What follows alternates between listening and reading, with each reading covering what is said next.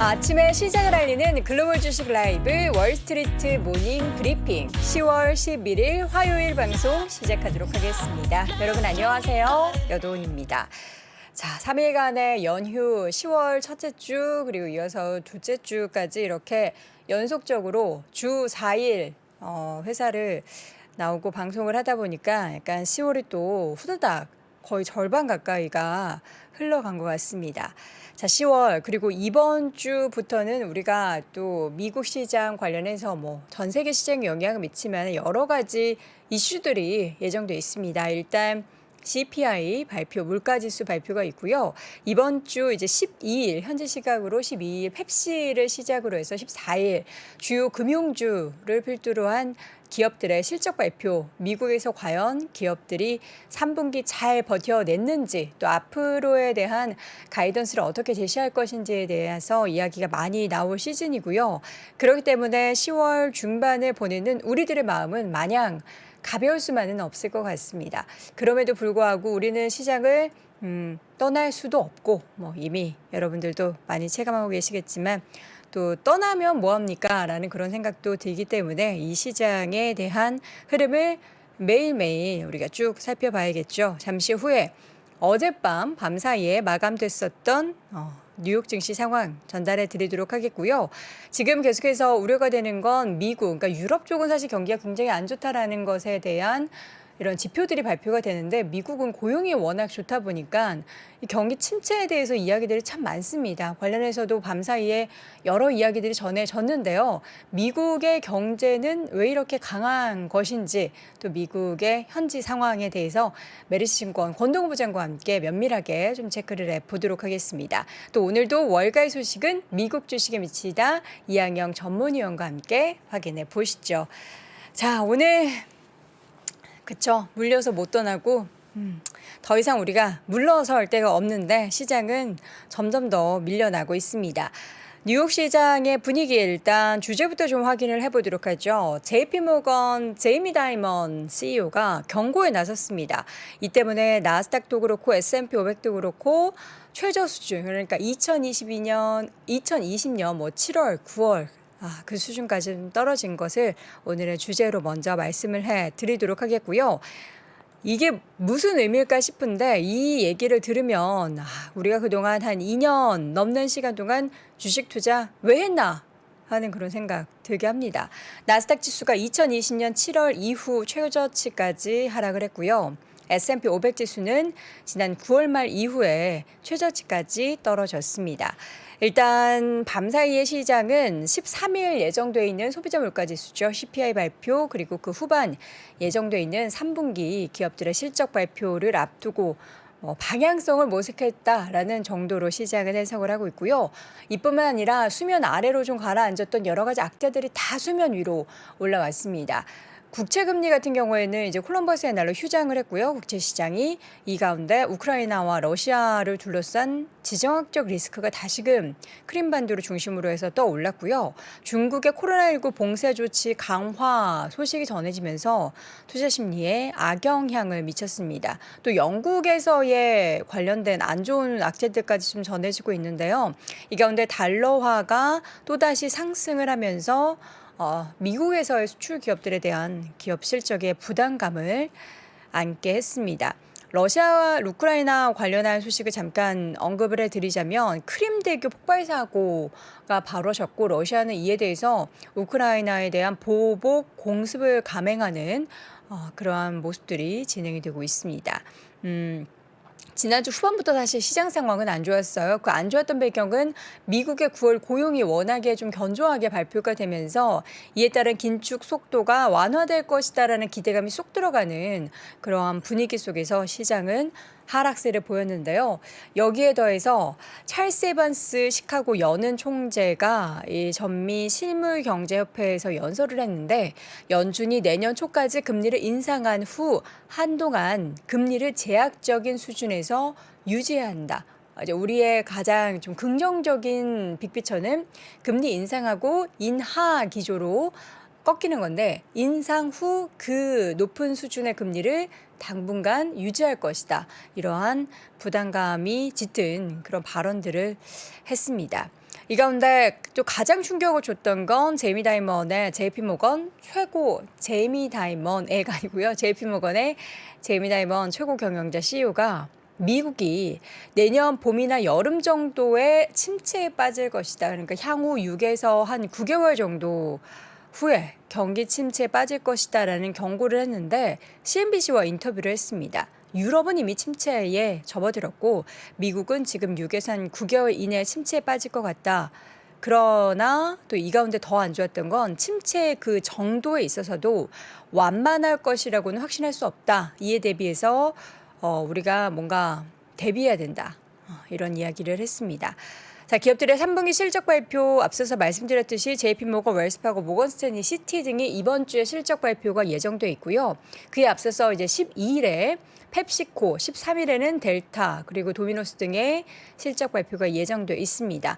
지금 3분기의 실적도 물론 중요하겠지만 그 앞으로의 다음 분기 그리고 연간 전체 가이던스를 얼마나 조정하느냐. 우리는 이제 위쪽을 바라겠지만 최근엔 대부분 아래쪽으로 하향 조정한 것이 시장에 좀 부정적인 영향을 미쳤는데요. 지금 예상이 나오는 걸 보면 팩트셋에서 나온 예상을 보면 S&P 500 지수에 상장된 기업들의 분기 순이익은 지난해 같은 기간보다 2.4% 증가에 그칠 것이다라는 전망이 나오고 있습니다. 근데 어쨌든 증감은 좋은 것이 아니냐라는 생각을 할 수도 있겠는데 지난 2020년 3분기에 이제 마이너스 5.7% 이후에 가장 낮은 상승률 좀 부정적으로 해석할 수 있겠죠. 자, 이 가운데 종목들 보면요. 에너지 관련된 종목들은 하락했습니다. 이제 어제는 국제유가가 밤사이 소폭 하락을 하긴 했는데 여러분 저희가 지난주에 86, 88 이야기 드렸는데 쉬는 동안 WTI 기준으로 국제유가가 90달러를 넘어섰습니다. 지금 기록이 되는 걸로는 90.82달러까지 올라가면서 90달러를 훌쩍 넘어섰다가 다시 조금 빠진 상황에서 밤사이 에너지 관련된 종목들 2% 정도 하락했고요. 기술주, 부동산 헬스케어 관련된 종목들도 모두 하락한 가운데 산업, 필수 소비재, 유틸리티 관련된 종목들은 올랐는데요. 맵을 좀 보도록 하겠습니다. 자, 맵에서 보시면 빅테크 관련된 종목들이 전반적으로 좀 빨간불을 켠 가운데 애플이 좀 올랐습니다. 애플이 왜 이렇게 소폭 올랐나 봤더니 PC 출하량이 전년 같은 기간 대비해서 40% 증가했다라는 소식에 그나마 좀 선방을 하는 모습이었고요. 0.24% 오르면서 140달러 초반에서 마감을 했습니다.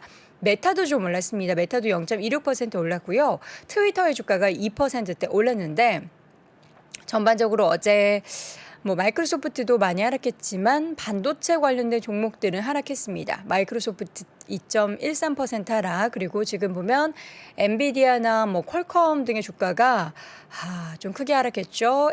지금 엔비디아가 3%, 퀄컴이 5% 넘게 빠졌는데 앞서서 그 애플의 PC 출하량이 전년 동기 대비 40% 증가했다고 말씀을 드렸죠. 그런데 IDC가 발표한 3분기 PC 출하량은 전년 동기 대비해서 15% 감소한 것으로 발표가 됐습니다.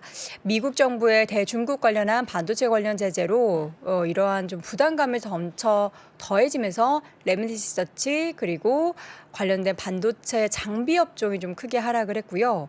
마이크론의 퀄컴 비롯해서 엔비디아 등의 전반적인 반도체 종목들의 하락으로 인한 필라델피아 반도체 지수도 3.45% 하락을 했습니다. 자동차주들도 안 좋았어요. 어제 보면은 테슬라, 포드, GM 모두 하락했는데 테슬라는 소폭 하락에 그쳤는데 반해 포드의 주가가 6% 넘게 하락했고요. 지금 GM의 주가도 3%, 4% 가까이 하락을 했는데 이 가운데 이제 테슬라 같은 경우에는 지금 중국에서 생산해서 인도한 9월의 전기차가 역대 최대를 경신했다라는 소식에 그나마 좀 하락폭이 제한적이었는데 어쨌든 약세를 기록했고요. 보통 같으면은 평소 같으면 좀 많이 올랐을 있을 법한 소식인데 주가가 제한적이었고 리비안도 대규모 리콜 소식 게 2만 대 넘는 차량에 대한 리콜 소식이 전해진 가운데 7% 넘게 하락했죠.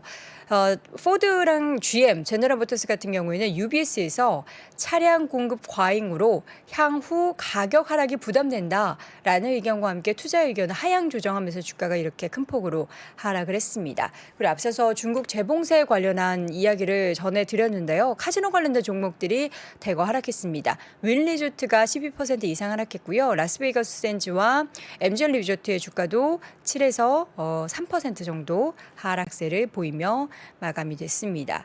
전반적인 뉴욕 시장의 상황 물론 중간중간에 초록불을 켜는 종목들도 있었습니다. 좀 큰 폭의 하락보다는 제한적인 하락이 보였고요. 이 가운데 혼조세가 보이면서 계속해서 방향성을 탐색하는 모습인데 과연 이 가운데 미국 시장은 우리가 무엇을 보면서 지금의 상황 그리고 앞으로의 상황을 가늠해 봐야 하는지 잠시 후 메리츠증권 권동호 부장과 함께 다시 자세한 이야기 나눠보겠습니다. 무슨 소리야? 이번 달 배당 들어오는 소리. 배당이 매월 들어와? 아직도 몰라? 이제 ETF도 월 배당으로 코덱스 미국 배당 프리미엄 액티브 ETF 미국 우량 배당 성장주 투자로 월 배당은 물론 자산의 성장까지 매달 받는 배당금으로 재투자도 할 수 있고 내 생활에 맞춰 계획적으로 쓸 수도 있겠네. 이름이 뭐라고? 코덱스 미국 배당 프리미엄 액티브 ETF 삼성 자산운용. 나도 배당 들어왔다. 자산 가격 변동에 따른 원금 손실 시 투자자 귀속, 투자 설명서 필독, 월 배당금은 변동 또는 지급되지 않을 수 있음. 뭔가 그곳을 떠난다는 게 되게 믿기지가 않았거든요. 반평생보다 더 많이 자랐는데 갑자기 떠나게 된다니까 믿기지도 않았고. 여러분의 독립은 몇 살이었나요? 보육원의 아이들은 만 18세가 되면 시설을 나와 홀로 살아가야 합니다. 어른이 되기는 아직 이른 나이. 곁에 아무도 없다면 그것은 자립이 아니라 고립입니다. 18. 홀로 어른이 되어야 하는 아이들을 위해 함께 해주세요. 아름다운 재단은 18 어른의 건강한 자립을 응원합니다. 아름다운 재단 18 어른 캠페인.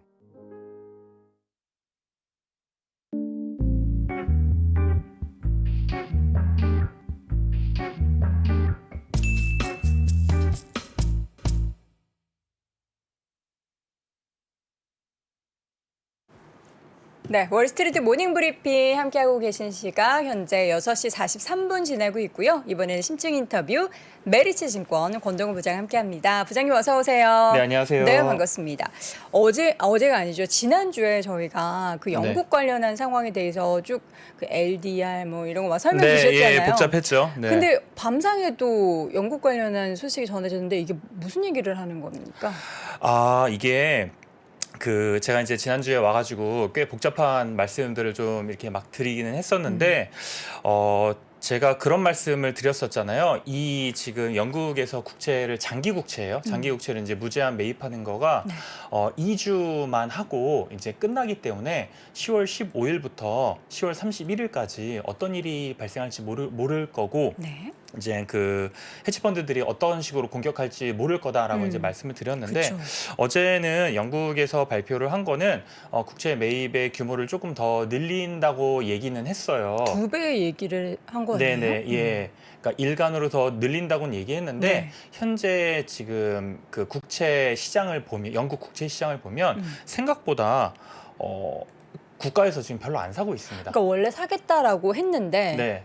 안 샀다라는 거죠. 네, 원래는 100만큼 산다고 얘기했는데 지금 한 5에서 10 정도만 지금 사고 있고, 이게 무슨 의미고 왜 그렇게 한 걸까요? 우선은 그 시장에 좀 안정감을 좀 주고 싶었던 것 같아요. 구두 개입을 통해서. 네, 구두 개입을 통해서 맨 처음 그 당시에 이제 그 긴급하게 개입을 했을 때는 그때 이제 LDI 말씀을 드렸잖아요. 네. 그게 이제 그 파생으로 레버리지로 들어갔기 때문에 그게 마진콜이 나면 연금의 굉장히 많은 부분들이 다 날아가거든요. 네. 그러니까 그 마진콜이 나오는 거를 이제 방어하기 위해서 영국 정부에서 엄청나게 이제 개입을 하겠다고는 얘기했는데 막상 뚜껑을 지금 열어보니 오늘이 지금 10월 11일이잖아요. 네. 지금 며칠 안 남았어요. 그런데 한 10일, 11일 동안 한 거를 보니 생각보다 안 산 거예요. 그러니까 사람들이 이거 뭐야? 구두 개입했네? 생각보다 액션을 많이 안 하네? 그러면 10월 14일 이후에 15일부터 이거 공격해도 되겠네? 약간 이런 식으로 좀 받아들일 수 있다는 거죠. 그럼 공격을 하면 어떻게 되는 겁니까? 그러면 이제 영국 국채 금리가 다시 오르겠죠. 그래서 지금도 밤사이 엄청 네, 올랐다면서요? 어제도 이제 굉장히 많이 올랐고 영국 이제 중앙은행에서 국채를 더 산다고 얘기를 하기는 했지만 네. 생각보다 시장은 그걸 이제 안 믿기 시작을 하는 거죠. 이거 신뢰도에도 문제가 생기네요. 네, 신뢰도에도 문제가 생겨서 아마 추가적인 조치가 좀 나와야 될 걸로 보여지고 있고 뭐 이미 뭐 발표를 하기는 했는데 뭐 조금 더 구체적으로 아마 이제 뭐 다른 3프로에서 이제 다른 분들이 더 말씀을 아마 해주시기는 할 거예요. 근데 아마 추가적인 얘기들이 10월 14일 이후에 더 나오지 않을까 그렇게 생각을 하고 있고 아마 나오지 않으면 국채 금리가 더 많이 오르지 않을까. 아니 이야기했던 대로 사면 왜 네. 우리 속담에 호미로 막을 거 가래로 막는다 이런 얘기도 있듯이 기존에 이야기했었던 대로 조금씩 샀으면은 네. 괜찮은데 이거를 안 샀기 때문에 더 많은 자금이 투입이 돼야 되는 거 아닙니까? 그러니까 원래는 장기 국채를 매각하기로 했다가 이번에 급하게 2주 동안만 매입하는 걸로 네. 바꾼 거예요. 예, 이게 결국에는 이게 되게 웃기잖아요. 매각하기로 했는데 갑자기 매입을 한 거니까. 그러니까 그만큼 긴급하게 나왔던 조치이고 네. 단기적인 조치이기 때문에 이제 단기적인 조치는 이제 걷어들여야 되는 거죠. 근데 그 동안에 좀 힘들었던 특히 이제 연금의 이제 그러니까 영국의 이제 연기금 쪽에 이제 좀 어떻게 보면 이제 파생 쪽 관련해 가지고 문제 있는 것들을 좀 해결할 수 있는 시간을 좀 번 벌어준 거다. 걸로 네 그렇게 해석하고 있습니다. 이거 어떻게 또 일이 전개가 될지 가늠이 안 돼가지고. 네, 뭐 이거는 뭐 저희가 사실 예측을 해서 미리 선제적으로 뭐 하기에 사실 조금 힘들어요. 그렇기 때문에 상황이 어느 정도 좀 발생하는 거가 눈에 보이면 그때 대응을 하는 게 저는 맞다고 보고 있습니다. 자, 이 가운데 있어서 오늘 우리 권동구 부장님 준비해 주신 주제를 보니까 압도적인 미국 경제다. 이거 네. 보면은 고용을 두고 말씀을 하시는 네. 건지 맞습니다. 사진만 이렇게 봤을 때 달러도 정말 강하고 그렇죠. 미국만 살려는 그런 움직임들이 보이고 있는데 우리가 오늘 어떤 이야기를 좀 나눠 볼까요? 네, 지난주 금요일에 이제 고용 지표가 발표하고 나서 많은 투자자분들이 이렇게 생각을 하셨을 것 같아요. 와, 이거 미국 경제 너무 좋은데 이거 금리를 세게 안 올리는 게 오히려 이상하지 않나? 네, 이런 생각들을 많이 하셨을 것 같은데 미국 경제가 이렇게 압도적인 상황에서 지금 이번 주에 있을 뭐 소비자 물가 지수 그리고 11월에 이제 FOMC 이런 지금 그 예측 현재 지금 시장에서 예측하고 있는 게 어떻게 되고 있고 뭐 앞으로 그러면 우리는 어떻게 좀 대응을 해 나가야 될지에 대해서 좀 간략하게 말씀을 드리는 시간을 갖도록 하겠습니다. 네. 재밌는 게 그 지난주에 연준 피벗 기대감이 좀 있었어요. 그쵸. 피벗이라고 하는 게 갑자기 이렇게 싹 돌리는 거잖아요. 그래서 이제 원래 75bp를 다 생각을 하고 있다가 50bp 얘기가 갑자기 나왔을 때 저도 아니 그 왜 나왔지? 뭐 약간 이유들이 약간 애매한데라고 생각을 해서 수요일에도 그 숏 퀴즈 정도로 생각을 한다라고 말씀을 드렸는데 좀 이유를 그냥 간단히 정리를 하면 영국발 시스템 위기 가능성이 어쨌든 발생을 하기는 했죠. 마치 횡단보도를 지나가다가 갑자기 차가 쌩 하고 지나간 거예요. 그러니까 차에 치일 뻔한 거예요. 그래서 깜짝이야. 큰일 날 뻔했네. 약간 그런 상황이었었던 것 같아요. 근데 어쨌든 위기가 한번 지나갔기 때문에 야, 이 정도로 시스템 위기 발생하면 미국도 피해 입을 수 있어 라는 그런 의견이 있었고 호주가 원래 50bp 인상을 하기로 했는데 지난주에 25bp 인상했거든요. 네. 그랬더니 거봐 지금 메이저 국가 중에서 지금 조금 금리 인상 늦춘 애 나오고 있어. 세 번째는 이제 유엔에서 선진국들 금리 인상 자제를 촉구를 했습니다. 근데 이제 유엔이 요 부서가 이제 개도국들 그 이제 관리하는 부서이기 때문에 사실 뭐 거기에 맞춰 갖고 이제 나오긴 나왔죠. 근데 이 세 개를 봐도 사실은 그렇게까지 미국과 큰 상관은 없다고 좀 보고 있어요. 뭐 시스템 위기 정도가 좀 뭐 상관이 있기는 하지만 그렇게까지 막 미국의 지금 금리의 계획을 바꿀 만한 그런 이슈는 아니었기 때문에 정말 잠시 반등하고 그대로 다 내뱉었습니다. 전부 다 내뱉었죠. 예, 고용 발표하고 뭐 지금 미국이 막 주변국 생각 안 한다고 막 얘기를 하고 있는데 원래 미국을 포함한 모든 국가들은 자기 국익에 맞는 액션을 취하기 때문에 뭐 저희가 뭐 욕할 필요는 없고 좀 현명하게 좀 대처할 필요가 저는 뭐 있다고 네. 생각을 하고 있습니다. 고용지표 내용을 좀 보도록 하죠. 이후로 시장 분위기가 완전 달라졌잖아요. 네네. 비농업 고용자 수 추이를 이제 보면서 말씀을 드리면 좀 떨어지긴 떨어졌어요. 추세적으로 약간 하락을 하고 있기는 해요. 신규 꺾여 고용. 있어요. 예. 근데 하락이 그렇게 가파르지 않고 그러니까 천천히 내려오고 있고 재밌는 게 그 파월이 이제 5월 달부터 강력하게 막 얘기를 했잖아요. 아, 우리 금리 세게 올릴 것이다. 막 얘기했는데 그때 이후로 한번 체크를 해보면 예상치 대비해서 실제 발표한 게 항상 상회를 했어요. 그러니까 예상을 왜 이렇게 못하는 거예요? 예상을 너무 보수적으로 하는 거 아닙니까? 이렇게까지 미국 경제가 강하다고 생각을 그러니까 강한 거는 알고 있는데, 생각보다 더 강하네? 더 강하네? 이거 왜 이렇게 세요? 왜 이렇게 세요? 약간 이렇게 된 것 같아요.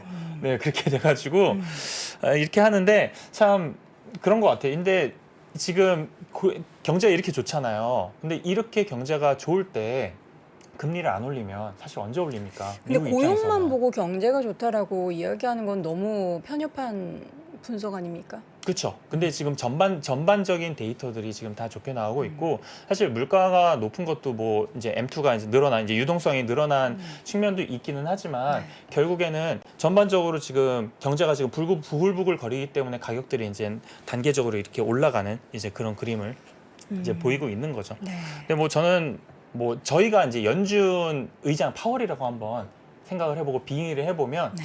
아, 이런 상황에서 이 데이터를 보고 어떤 결정을 내릴까 생각을 해보면 아, 조금 더 올려도 되겠다. 그래야지 나중에 좀 위기가 왔을 때 운신의 폭이 생길 것 같아요. 그래서 조금 더 세부적인 내용. 세부적으로 브레이크다운 해가지고 좀 말씀을 드리면 어디서 좀 많이 늘어났냐면 교육, 헬스 서비스, 뭐 레저, 뭐 숙박, 그리고 일반 사무직 이런 데서 이제 굉장히 많이 늘어났고 특히 이제 요 두 개 위쪽은 사실은 이제 대면 서비스 업종이거든요. 여기서 이제 리오프닝. 가장 이제 많이 늘어났다고 보시면 되고 어디서 많이 빠졌나 보면 뭐 저와 비슷한 일을 하시는 파이낸셜 액티비티에서 조금 줄었죠. 집으로 많이 가셨네요. 시장이 안 좋아서. 네, 시장이 안 좋아가지고 네, 그러게요. 네. 정부도 많이 갔어요, 집으로. 맞아요. 정부도 많이 갔어요. 정부에서 일부러 우리가 솔선수범 하겠다 하면서 고용 줄이는 건가요? 아니 그렇다기보다는 항상 그렇잖아요. 정부는 상황이 안 좋아지면 고용을 늘리고 상황이 좋아지면 이제 고용을 어떻게 보면 약간 회수하는 어떻게 보면 정부도 운신의 폭이 조금 있어야죠. 왜냐하면 정부에서도 우리나라도 마찬가지잖아요. 경제가 조금 안 좋아지고 이렇게 되면 더 일자리를 많이 창출하려고 노력을 하고 사기업에서 안 되면 공기업에서라도 하잖아요. 근데 그거 다 사실은 부담이거든요. 안 해도 될 거 만드는 건데 지금 상황이 좋아지니까 이제는 일자리를 좀 줄이기는 해야죠. 그래서 금리도 그렇고 고용도 그렇고 정부 입장에서는 이번에 좀 본인들의 운신의 폭을 좀 넓히는 좀 그런 기간으로 좀 활용을 하고 있는 걸로 보여집니다. 네, 이렇게 고용 강하면 연준은 더 많이 긴축을 한다라는 쪽으로 다시 또 선회하겠네요. 네네, 맞습니다. 그래서 요번에 그 금요일 날 고용 발표한 다음에 FOMC에서 75bp 11월 FOMC에서 이제 75bp 인상 가능성이 많이 높아졌어요. 74%, 그러니까 80% 찍고 살짝 내려오기는 했는데 거의 80% 됐습니다. 이게 이게 이제 4% 지금 현재 3.25%니까 0.75% 올리면 4%인데 요게 일주 전까지만 해도 57.5%였어요. 거의 50대 50 정도 네, 수준이어서 50대 수준이었는데 이게 75%니까 거의 한 20% 정도 이제 오르게 된 거죠. 그렇기 때문에 이번 11월 2일 날 우리나라 시간으로 이제 11월 3일 새벽 3시에 발표되는 FOMC에서는 75bp 인상이 되면서 4%가 되고 아마 12월에 발표하는 FOMC 마지막 FOMC에서는 0.5% 올리면서 올해 금리는 4.5%로 끝날 가능성이 높고 이제 4.5% 내년이 이제 좀 중요하죠. 내년에 이제 한 번 혹은 두 번 올리면 4.75나 5에서 이제 끝나고 그다음에 이제 거의 한 1년 가까이 이제 계속 이제 유지가 되는 그런 스탠스라고 보시면 됩니다. 네. 고용 외에 이제 이번 주 가장 중요한 발표가 이제 물가지수 발표인데 사실 네. 연준에서는 PC를 본다라고 하지만 어쨌든 우리도 CPI 보면서 우리는 또 가늠하잖아요. 그렇죠. 예. 왜 우리는 CPI를 더 중요시 그러니까 할까요? PC랑 이제 CPI랑 그 물가 구성 지표가 좀 달라요. 다른데 비율이 좀 다르죠. 네. 구성 그 항목도 다르고 비율도 다른데 뭐 많이 다르진 않습니다. 근데 특히 이제 비율이 달라가지고 네. PC도 중점적으로 보지만 결국에는 메이저는 이제 일반 CPI 다. CPI죠. CPI라 이제 코어 CPI인데 예상치가 아시는 분은 아시겠지만 생각보다 그렇게 낮지가 않습니다. 확 꺾이진 않죠. 네, 8.1%예요.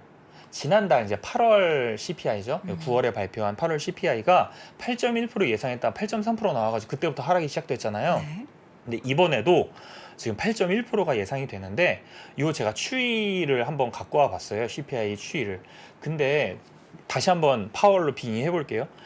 이 CPI가 요 7 후반에서 8 요 수준에서 움직인들 네, 뭐 저희가 뭐 그러니까 파월이 이제 금리 결정을 하는 데 있어서 그렇게 크리티컬한 요소가 될까요? 안 되겠죠. 되죠. 네, 이게 의미 있게 내려와야 돼요. 6, 7, 뭐 5 이때까지 이제 쭉 내려오는 그런 그림을 보면 그러면 몇 개월 안에 이게 5% 4% 이제 밑으로 내려오겠다. 그러면 내가 속도를 줄이겠다라고 생각을 하는데 아직까지도 굉장히 높습니다. 8.1%고 문제는 코어 CPI는 더 심각해요. 코어 CPI는 오히려 오릅니다. 그러니까 지난달에도 코어 네. 쪽이 올랐었죠. 네, 6.1 예상했다가 6.3 나왔는데 이번에는 6.5를 예상하고 있고 6.5는 지금 레코드 하이예요. 이게 이제 4월 달에 6.5가 나왔었거든요. 이 코어 안에서 네. 올라가게 만드는 가장 큰 요인은 뭐 집값인가요? 그쵸. 뭐죠? 예, 집값인데, 제가 이제 뭐 그걸 이제 하나하나 이제 브레이크다운을 해가지고 이제 데이터를 지금 갖고 온 건 아니기 때문에 이제 아무래도 이제 렌트비를 포함한 뭐 헬스케어 사실 그런 서비스들도 전부 다 지금 약간 올라가는 추세예요. 뭐 그러니까 렌트비 같은 경우는 지금은 꺾였지만 이게 네. 지금 반영되는 건 몇 개월 뒤에 반영되잖아요. 그렇죠. 그렇기 때문에 지금 이제 발표된 이 데이터는 몇 개월 전 데이터이기 때문에 렌트비 집값 다 올라가는 그 부분이 반영이 된 거고 특히 이제 헬스케어 서비스 쪽도 지금 많이 지금 오르는 그런 모습을 보이기 때문에 그런 부분들이 잘 안 꺾이는 거예요. 그러니까 우리들이 그냥 일반적으로 사용하는 모든 재화와 서비스의 그 가격들이 생각보다 지금 잘 안 꺾이는 그런 지금 모습을 보이고 있습니다. 네. 그래서 이번 CPI도 쉽지는 않을 것 같고 그렇기 때문에 11월 FOMC는 사실상 75bp는 확정적이지 않을까 그렇게 지금 보고 있습니다. 네. 이 지금 가지고 있는 자료 하나 더 보니까 금리와 신용카드론 연체율을 비교했을 때의 앞으로의 금리 추이를 네. 좀 가늠해 볼 수 있다. 네네. 어떤 흐름이 나타나고 예, 있죠? 뭐 제가 이제 다양한 이제 채널을 통해서 정보를 얻는데 좀 매크로 관련해서 좀 이렇게 좀 뷰가 좀 좋으신 분이 채널에 이제 올라온 자료를 저도 이제 동의를 해서 이제 갖고 오긴 했는데 네. 금리가 올라가면 신용카드론 연체율이 이제 올라간다는 얘기인데 어떻게 보면 당연합니다. 왜냐하면 금리가 올라가니까 신용카드 이자도 올라가잖아요. 그쵸. 금리도. 그렇기 때문에 올라가는데 2004년부터 2010년 이 사이클을 보시면 금리가 이제 급격하게 그때도 올라갔죠. 그래서 이제 5.25까지 올라가고 유지하다 떨어졌는데 이렇게 올라가니까 신용카드론 이자도 올라가고 연체율이 올라갔던 거죠. 이게 왜 중요하냐면 이제 금리 인상으로 인해서 신용카드론 이자 올라가고 연체율 상승하면 결국에는 미국 GDP의 70%를 차지하는 이제 소비에 이제 영향을 미치게 되는 거죠. 그게 이제 결국엔 기업 실적이잖아요. 연체가 되면 더 이상 소비를 더 늘리기가 지금 힘든 상황이 되는 겁니다. 그게 기업 실적 둔화로 이어지는 건데 지금 빨간색이 금리고 네네. 파란색이 연체율이라는 거죠? 네, 맞습니다. 이거 설명을 안 드렸네요. 네, 빨간색이 금리고 파란색이 연체율인데 지금 상황을 보시면 금리가 빨리 올라가기는 했는데 네. 연체율이 지금 이제 올라가기 시작했어요.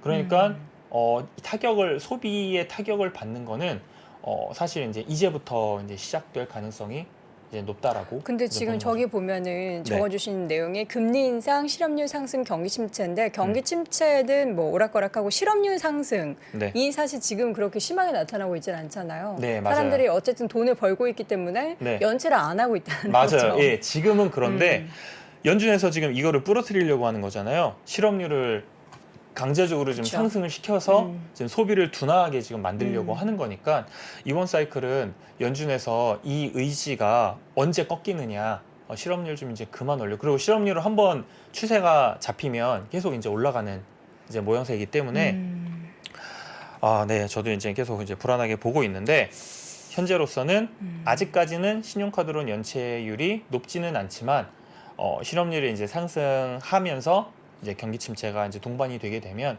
연체율이 이제 굉장히 많이 높아질 가능성이 있고 네, 실적에 영향을 미치게 될 그럼 겁니다. 우리는 여기에서 아이디어를 얻을 수 있는 게 저런 이제 실업률이 좀 꺾이는 상황, 네. 실업률이 다시 더 올라가는 상황, 그래서 이제 연체율이 더 많이 올라가면은 이제 증시의 전반적인 바닥은 가까워지고 있구나 이렇게 네. 생각을 할 수도 있는 거죠. 네, 네, 예, 저도 그렇게 생각을 하고 있고, 연체율이 보시면 생각보다 훅훅 올라간다기보다 네. 꾸준히 올라가다 갑자기 훅 올라갑니다. 이게 크래시가 오면서 확 올라가게 된 거잖아요. 그렇기 때문에 우리는 이 올라가는 추이를 좀 잘 보고 있기는 있어야 돼요. 기울기도 되게 중요합니다. 갑자기 이제 훅 올라가게 되면 조금 더 빨리 끝나게 되는 거고, 네. 천천히 올라가게 되면 근데 천천히 올라가는데 꺾이지는 않을 것 같다라는 그런 생각이 들면 이제 크래시가 한 번 더 남았다는 거죠. 네. 그래서 이런 데이터들도 뭐 좀 이렇게 뭐 따로 이제 구하기는 힘드실 수도 있겠지만 제가 뭐 기회가 되면 네. 조금 더 업데이트를 하면서 말씀드리는 시간을 갖도록 이게 하겠습니다. 단기간은 아닐 거예요. 네, 단기간은 아닐 것 한 6개월 같습니다. 이상의 시차가 발생을 할 것 같기도 네네. 하고 한데, 향후 우리 이제 하반기와 내년 네. 초가 딱 저 꺾이는 그런 네. 상황들이 발생하게 네, 될 것 맞아요. 같다라는 생각이 듭니다. 그럼 이제 지금도 사실 뭐 나스닥이 지난 2020년 7월 수준까지 떨어졌다 뭐 이런 분석까지 나오고 네. 있는데 어디까지 우리가 하락을 좀 염두에 둬야 되는 겁니까? 아, 이게 참 어디까지 하락할지 정말 사실은 몰라요. 잘 모르기 때문에 누구도 지금 예측할 수도 없고, 뭐 투자의 구루 대가라고 하시는 분들도 이제는 뭐 바닥이다라고 하면서 얘기를 한 지가 지금 벌써 2개월 전, 3개월 전이 뭐 2개월 정도 됐죠. 하워드 막스도 7월 달부터 7월, 8월 7월 정도죠. 6, 7월부터 이제 바닥이다. 그러니까 언제가 바닥일지는 모르겠지만 매수 타이밍이다라고 했는데 그때보다 지금 더 빠졌잖아요. 사실 어디가 바닥인지는 모르는데 역사에서 한번 제가 힌트를 한번 좀 가져와 봤습니다. 네. 요 데이터는 베어 마켓이 얼마나 지속이 됐으며 얼마나 빠졌는지에 대한 이제 데이터인데 1929년부터 데이터입니다. 그런데 보시면 이게 지금 베어 마켓이 얼마나 길었는지 몇 개월이었는지 나오는 건데 생각보다 그렇게까지 막 유의미한 통계를 찾기가 약간 힘들기는 했는데 빠진 거는 대충 보이죠? 한 30-40% 이상씩 빠졌구나라는 건 보이는데 리세션을 동반한 그 하락장은 좀 평균을 좀 낼 수가 좀 있어서 밑에 좀 가져와 봤는데 16개월. 네, 16개월 정도 빠집니다. 16개월 정도 빠지고 40% 정도 빠졌어요. 그런데 만약에 침체를 동반하지 않으면 한 30% 정도 빠졌습니다. 네. 지금 현재 고점에서 뭐 대부분의 지수가 지금 30% 정도 빠졌잖아요. 그렇기 때문에 요번에 만약에 리세션을 동반을 안 하면 대략 요 정도에서 마무리할 가능성이 높다라고 이제 과거 데이터를 보고는 이제 추론을 할 수가 있고, 만약에 여기서 리세션이 동반을 한다, 경기 침체가 동반을 한다라고 보면 여기에서 이제 10% 이상 더 빠질 가능성도 염두에 두고 있어야 되는 거죠. 어떻게 보면 제이미 다이먼 이제 JP모건 CEO도 어제 증시가 추가로 20% 하락할 수 있다라고 얘기를 한 게 아직은 리세션이 지금 미국에서 오고 있지는 않거든요. 그렇기 때문에 그럴 가능성을 만약에 감안을 한다면 충분히 지금보다 더 빠질 수 있다라고 얘기를 하는 거죠. 네. 그러면 이제 중요한 네. 건 이제 우리는 계속해서 이제 하락장 속에 있고 네. 이 하락이 언제 멈출 것인가만 사실 못 빠지게 기다리고 있는데 네. 그 이후의 움직임들이 어땠는지도 편견이 있죠. 네, 이유는 괜찮았어요. 생각보다. 괜찮아야죠. 그렇죠. 예, 네. 반등을 하기는 해야 됩니다. 이게 좀 잘 보셔야 되는 게 하락장이 끝나고 나서의 반등이 아니라 최악의 9개월을 지나고 난 이후에 저희가 지금 최악의 9개월을 지금 보내고 있잖아요. 그러고 나서 어땠는지를 보는 건데 생각보다 그 9개월 이후에 3개월 동안 빠진 날이 꽤 됩니다. 그러니까 1년 내내 빠진 거예요. 네. 혹은 6개월까지 이후 6개월, 그러니까 1년 3개월 동안 빠지는 거죠. 그런 날도 몇 번 있어요. 1년을 더 빠진 거니까 이제 1년 9개월을 빠진 날 시기도 한 번 있습니다. 이게 이제 01년도니까 IT 버블 때죠. 그러면 지금의 이 코로나 버블이랑 IT 버블이랑 비교해 보면 비슷하지 않을까라고 생각을 하면 좀 길어질 수 있겠다라고 판단을 하실 수도 있고, 네. 아니면 그거보다 좀 짧을 것 같으면 대략적으로 1년에서 1년 3개월 내에 끝날 가능성이 높다라고 보실 수도 있는 거죠. 네. 그렇기 때문에 막 뭐 빠져서 굉장히 슬프시겠지만 네, 희망은 좀 있으니까 네, 뭐 제가 뭐 버텨내야죠. 뭐. 예. 네, 우리 그렇죠. 투자자분들은 버텨내야죠. 그럼 그 사이에 어떻게 좀 대응을 해야 될까요? 항상 말씀하시는 여러 가지 전략들이 네, 맞아요. 있잖아요. 뭐 제가 이제 6월 한 중순 그때부터 이제 3프로에 나와가지고 말씀을 이제 드렸는데 안타깝게도 하락장에 이제 나와가지고 제가 안 좋은 말씀을 계속 드렸어요. 그러니까요. 뭐 저 역시도 그 롱텀 바이앤홀드 위주로 지금까지 투자를 해왔었는데 네. 지난 한 3월 그때부터 2월 3월부터 완전히 스타일을 바꿨어요. 왜냐하면 이게 심상치가 않다고 지금 생각을 했기 때문에 네. 롱숏 특히 이제 결국 숏은 해치잖아요. 예, 해치를 하는 쪽으로 이제 포커스를 맞췄고 그렇게 지금 운영을 지금 해오고 있는데 네. 뭐 여러 번 말씀을 드렸습니다. 뭐 여러 가지 좀 복잡한 그 롱숏 포지션이 있는데 그걸 좀 말씀드리면 어차피 너무 복잡하니까 네. 그냥 가장 간단한 거 위주로 좀 말씀을 드리면 뭐 결국에는 하락 추세가 계속된다고 판단을 하실 수도 있고 이제 대충 바닥이 가까워진다고 판단을 하실 수도 있어요. 네. 그런데 만약에 하락 추세가 조금 더 지속이 된다라고 판단이 되면 자신 없으시면 현금을 갖고 계시는 게 맞고 뭐 주식을 계속 갖고 계시는 분들은 어쩔 수 없고요. 예, 새로 현금이 있을 때 계속 그 하락 추세가 계속된다고 판단이 되면 배당은 높은 나스닥 인버스드 ETF를 사고 이제 다운의 일반 ETF를 사가지고 둘의 이제 스프레드가 이제 벌어지는 그쪽에 이제 투자를 하는 거죠. 그래서 이게 지금 1년 수익률인데 거의 한 37% 정도가 지금 났습니다. 그러니까 요 위에 있는 게 이제 나스닥 인버스 ETF 2배짜리고 이제 요 밑에 있는 게 이제 다우 일반 ETF 2배짜리인데 스프레드가 쫙 벌어졌다가 이때 이제 그 베어마켓 랠리 때 살짝 줄어들었다가 다시 벌어졌어요. 다시 벌어진 상황이고 만약에 더 벌어질 수 있지만 조금 줄어든다라고 하면 그때는 요 전략을 사용을 하면서 좀 들어가는 뭐 좀 포지션을 좀 잡는 것도 괜찮지 않을까 생각을 하고 있고 3프로에 나오시는 많은 분들이 굉장히 좋으신 분들이 많이 나오시잖아요. 저도 이제 매니저 할 때 다 뵀던 분들인데 그분들의 이제 장기적인 롱텀한 뷰, 뭐 종목에 대한 롱텀한 뷰도 다 좋기는 한데 저는 이제 그분들 거 이제 많이 들으시니까 조금 더 전략적으로 중단기적으로 어떻게 실질적으로 대응해야 될지에 대해서 계속 말씀을 드리는 시간을 좀 갖고 있으니까 네. 뭐 잘 보시면서 대응하시기를 바랍니다. 그러니까 저 두 가지 ETF를 동시에 매수를 하면 그 맞아요. 네. 사이에 있는 수익을 우리가 얻을 수 있다라는 거죠. 네, 어차피 나스닥, 그러니까 하락장에서는 나스닥 인버스 ETF 사면 그건 플러스가 날 거고 다운은 마이너스가 날 거예요. 그러면 이제 마이너스 난 거에 너무 슬퍼하지 마시고 플러스 난 나스닥 인버스랑 마이너스 난 다우랑 합치면 아니 그러면 그냥 나스닥만 사면은 더 큰 거 아니에요? 맞아요. 그거는 트레이딩에 자신 있으시면 그렇게 하시면 돼요.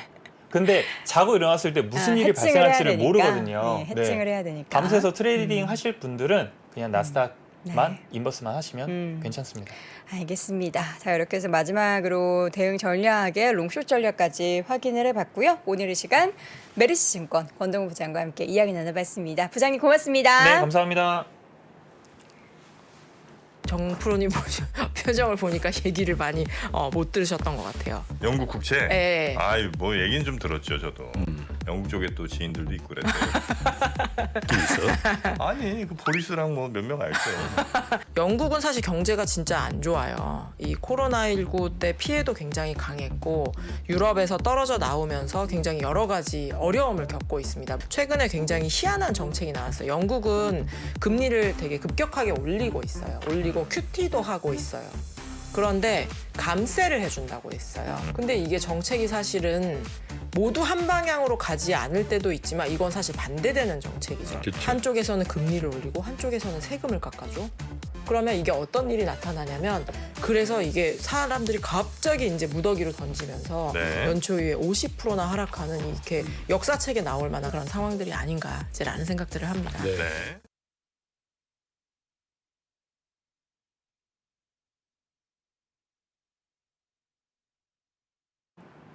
네, 월스트리트 모닝 브리핑 함께하고 있는 시간 현재 7시 9분 넘어가고 있고요. 바로 미국 주식에 미치다 이양영 전문위원 만나보도록 하겠습니다. 위원님 어서 오세요. 네, 안녕하세요. 이영희입니다. 네, 이분의 경고에 의해서 시장은 또다시 출렁였다라고 볼 수 있는 건가요? 뭐 악재들이 너무 많았어가지고 밤사이에. 그렇죠. 밤사이도 그렇고 이제 저희가 쉴 때. 쉴 때 있었던 금요일 날 있었던 고용 보고서가 해석의 문제지만 어찌됐건 그쵸. 어정쩡하게 나왔거든요. 맞아요.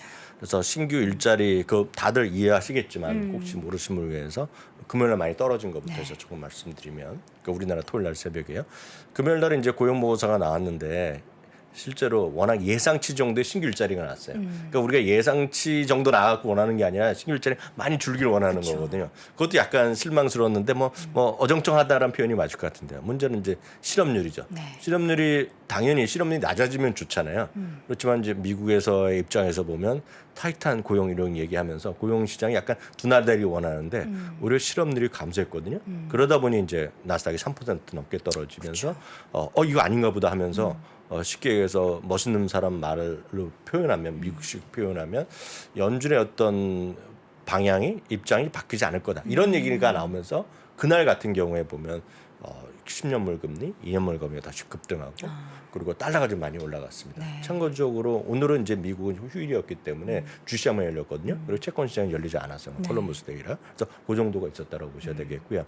여하튼 오늘은 토요일보다는 아무것도 아니고 다요 S&P 500 나름 뭐 0.3, 0.7% 떨어졌는데요. 나스닥 1% 넘게 떨어졌습니다. 제이미 다이먼 회장이 오늘 CNBC와 인터뷰를 한 거가 오늘 네. CNBC 상관없이 모든 언론에 그냥 탑으로 실릴 정도로 큰 영향을 미쳤죠. 작년 이맘때는 제이미 다이먼 회장 저도 소개해드렸지만 인플레이션이 뒤로 지나갔다는 얘기했거든요.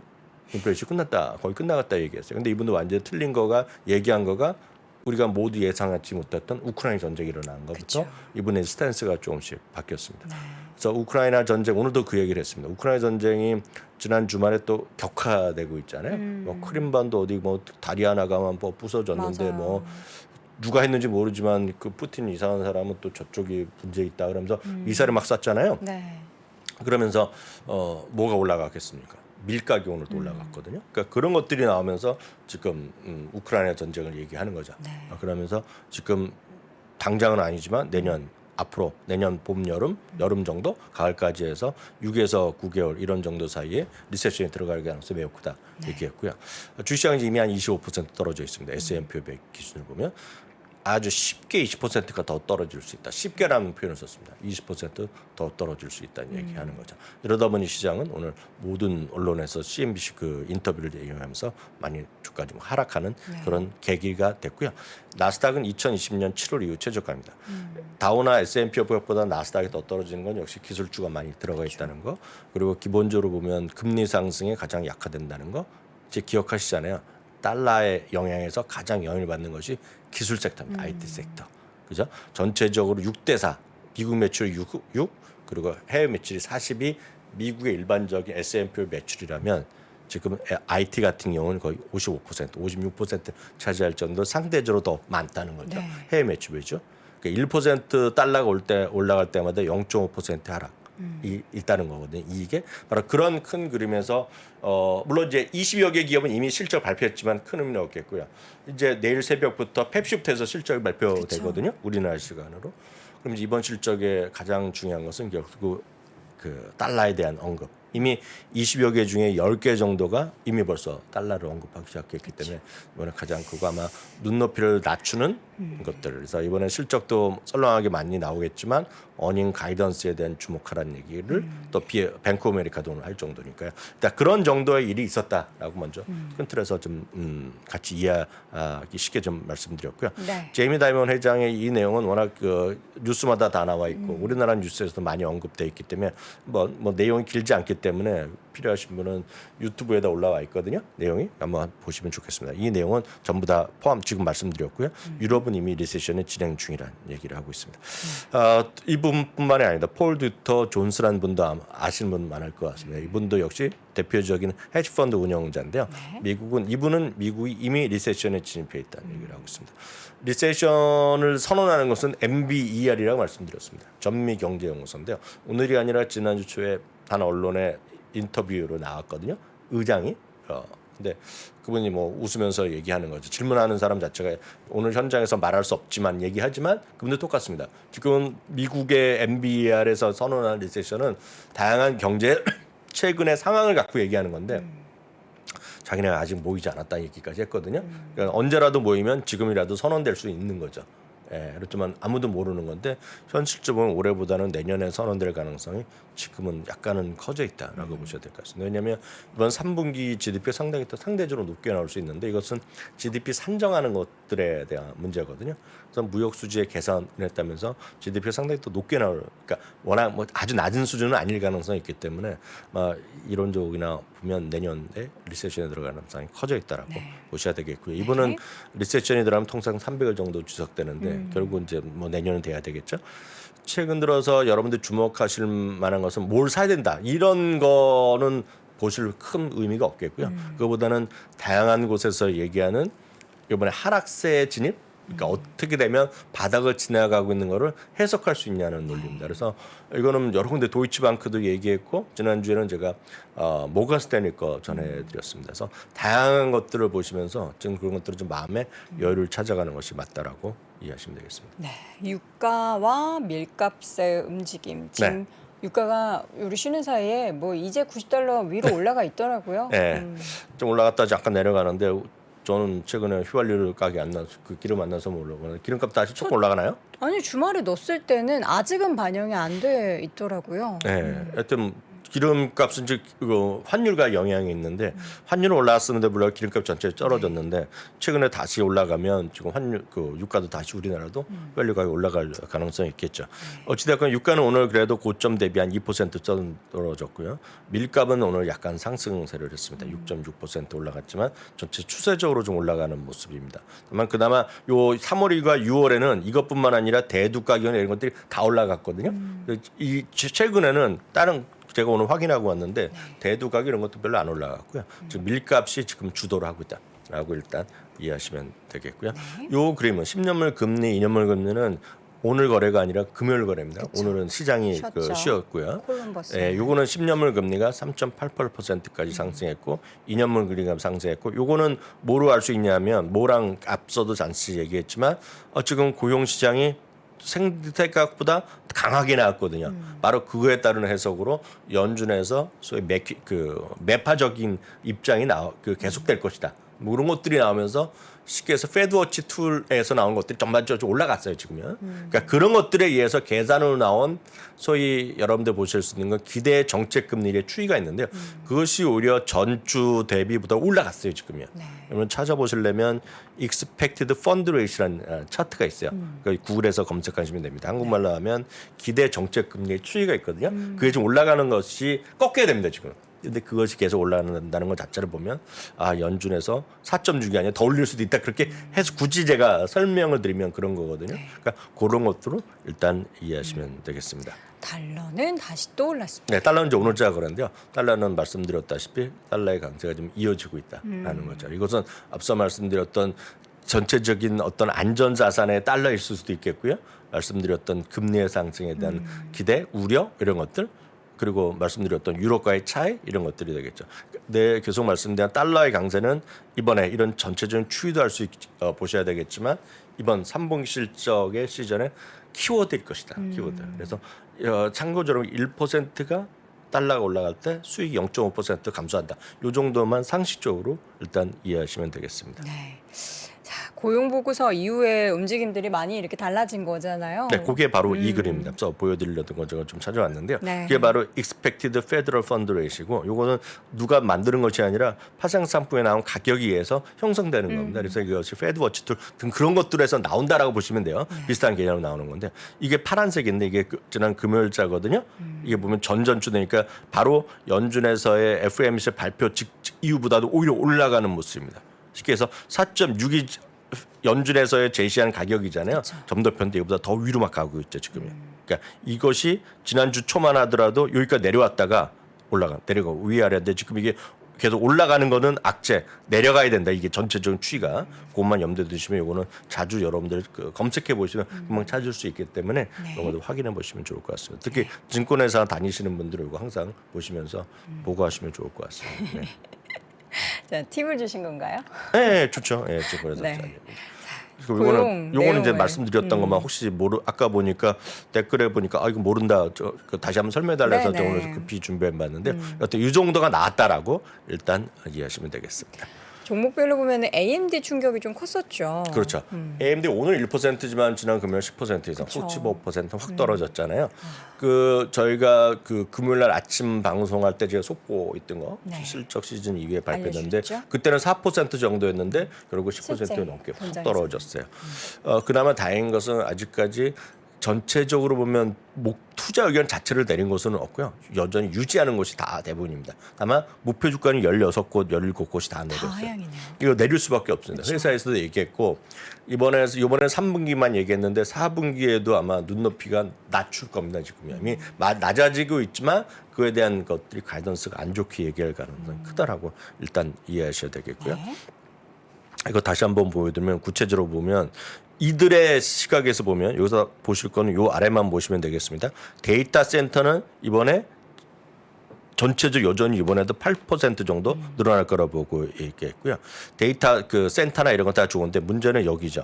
요 53%가 떨어진 것이 클라이언트거든요. 근데 클라이언트가 이제 얘네 기준으로 보면 PC입니다. PC. 그러니까 PC 수요의 둔화에 따라서 쉽게 해서 라이젠이 안 빨렸다는 얘기죠. 그러니까 이 부분은 다 똑같아요. 인텔에도 해당되는 것이 되겠고요. 다른 뭐 게이밍에 관련된 것도 다 포함되고 마이크로소프트의 윈도우도 해당되고 그래서 이 부분이 아마 모든 이번 실적 시즌에 IT에 PC 관련된 것들에 다들 부정적인 방향 그렇기 때문에 말씀드렸다시피 이번 실적 시즌에 해외 매출 비중이 상대적으로 가장 높고 가장 비중이 크고 특히 소프트웨어라고 말씀드렸습니다. 거기다가 실제로 보면 상대적으로 좀 눈높이가 PC의 분야에 대한 직접 영향을 미치는 것 중에 하나를 사업 분야를 갖고 있는 마이크로소프트의 주가 하락은 바로 이런 요인 때문일 거다라고 일단 이해하셔야 되겠습니다. 그래서 마이크로소프트는 이번에 어닝 미스일 가능성이 거의 뭐 100% 정도로 얘기하는 정도로 어닝 미스일 날 가능성이 크다라고 보셔야 되겠습니다. 네. 실적 발표가 이제 이번 주부터 막 시작이 되는데 전체적으로 이렇게 막 분위기가 좋을 것 같지 않아서 네, 그렇죠. 더 시장을 하락하게 만드는 요인이 맞습니다. 될 것 같다는 우려가 오늘 있네요. 주가 몇 개만 더 보면 AMD에 이어서 오늘 엔비디아도 3.3% 떨어졌고요. 조금 끌어올리더니 더 많이 하락했어요. 네, 지금 이건 좀 불가피합니다. 지금 상황이 그쵸. 뭐 하락, 그냥 약세 국면이 이어질 수밖에 없겠고요. 반도체 ETF 속스라고 많은 분들 아시잖아요. 속스가 3.4% 떨어졌고요. 이거보다 더한 게 있죠. 속슬 속스, 요 3배짜리요. 10.1% 떨어지면서 이게 여기 고점 대비 딱 요 날에 있잖아요. 요 고점 대비 이게 89% 떨어졌습니다. 89%. 네. 그래서 좀 많은 분들이 뭐 여러 가지 투자 방법을 하고 있지만 늘 말씀드린 3배짜리는 투자라기보다는 트레이드 하는 분만 위주로 하셔야 되겠고요.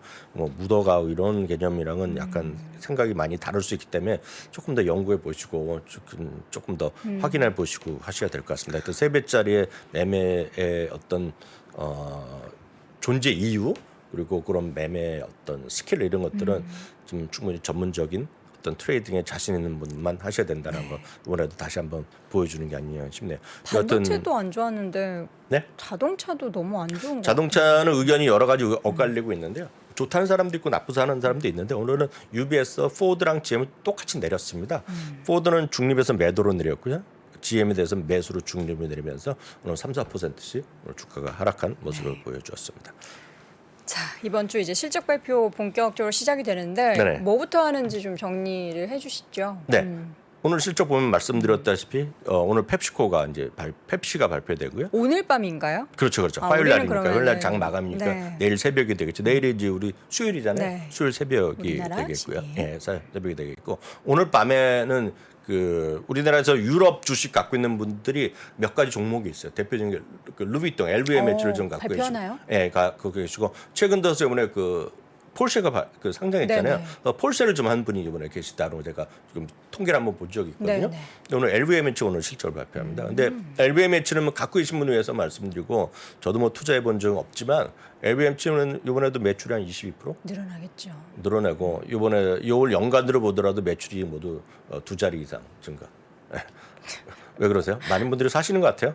저만 안 사고 다 사는 것 같습니다. 네, 목요일 날, 네. 금요일 날은 실적 시즌 보시면 되겠고요. 이거는 이번 분기에 이번 달의 실적인데 아마 다음 주에는 넷플릭스의 실적 발표가 가장 큰 관심과 테슬라가 있겠죠. 화요일과 수요일. 그 목요일 그 다음 주가 빅테크가 이제 집중됐다는 거 참고하시면 되겠고요. 네. 여하튼 이번 주보다는 다음 주 그리고 실질적으로 보면 24일 있는 다다음 주가 아마 가장 큰 관심이자 고비가 될 것 같고요. 이번 실적 시즌의 가장 큰 고비는 제가 봤을 땐 마이크로소프트일 가능성이 크다라고 보시면 되겠습니다. 네. 팩트셋 기준으로 보면 실적 시즌까지만 잠깐 요까지만 큰 틀에서만 말씀드리면 2.4% 이익 전망으로 많이 낮아졌고요. 지금 보면 4분기에는 6%인데 이것도 4%대로 줄어들었다고 보셔야 되겠고요. 문제는 내년 이후에 이익 전망이 마이너스 날 가능성을 많이들 얘기하고 있습니다. 그래서 지금 보면 벌써 처음에 뱅크 아메리카 그리고 웰스파고부터 갖고 지금 한 6개 정도 증권사가 내년에 이익을 감소를 얘기하고 있고요. 참고적으로 지금 어닝 리셋 경제 리세션 말고 어닝 리세션은 이익 전망이 2분기 연속 마이너스거든요. 아마 내년 2분기에 이 어닝 리세션에 들을 가능성을 지금 배제할 수 없다라는 정도까지 말씀드리겠고요. 어닝과 관련된 거 우리가 어닝 시즌에 좀 주목할 만한 거 유예될 것은 내일 제가 집중적으로 말씀드리도록 하겠습니다. 알겠습니다. 자, 이번 주부터 이제 본격적으로 시작되는 3분기 미국 기업들의 실적 시즌 관련해서는 저희 월스트리트 모닝 브리핑 통해서 계속해서 확인해 보시기 바랍니다. 자, 오늘 이 시간 미국 주식에 미치다 이항영 전문위원 함께했습니다. 위원님 고맙습니다. 네, 감사합니다. 자, 월스트리트 모닝 브리핑 휴일을 지나고나 화요일 방송 오늘 준비된 소식 모두 전해드렸습니다. 주말 사이에 사실 좋았던 이슈보다는 안 좋았던 이야기들이 많았기 때문에 오늘 국내 증시가 또 이를 어떻게 반응을 할지가 가장 중요할 것 같은데요. 자, 오늘도 여러분들께 스트레스보다는 좀 힘나는 일 많으시기를 바라도록 하겠고요. 저는 내일 오전 6시 30분에 다시 돌아오도록 하겠습니다. 여러분 고맙습니다.